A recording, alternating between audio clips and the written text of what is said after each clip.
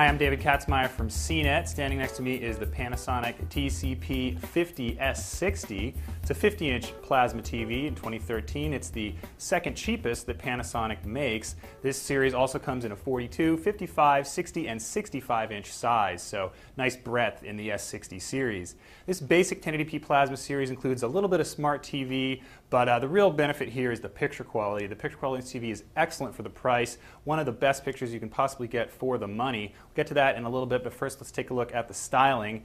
Panasonic didn't try to do too much with the exterior of their set. It's a pretty basic black all around. The bezel is relatively thin, this glossy black. There's also a little bit of accent mark above and below. The stand does not swivel, but it is pretty low profile, so all in all a very understated design.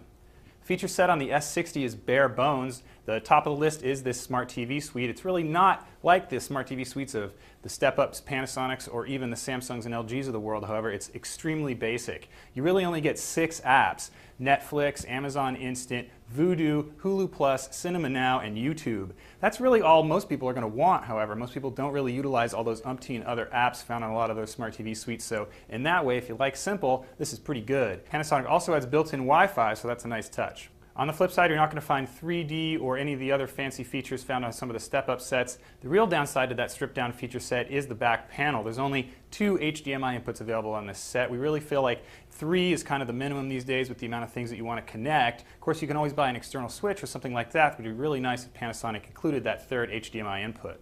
Other connectivity includes a pair of USB ports and a component video port. This set is also missing the SD card slot found in its step-up brethren. Picture adjustments on the S60 are actually pretty extensive. You can go into the newly redesigned and much better menu system and find things like a color management system as well as 5 different picture presets. There's also a few settings that address image retention, which with a plasma TV like this, if you use it normally, isn't a big deal at all. As I mentioned, the real story here is picture quality for the money. The S60 isn't quite as good as the ST60 we reviewed a little bit earlier, but it is spectacular. The real strength is deep black levels. When you get into a dark room, the blacks on this TV are as inky as any you'll see. The downside happens when you turn up the lights, however. Under bright lighting, this TV's image does wash out because it doesn't have the same kind of dark screen finish found on more expensive plasmas. So for extremely bright rooms, I think this TV is not the best choice, but if you do have pretty good control over your ambient lighting, it's an excellent deal.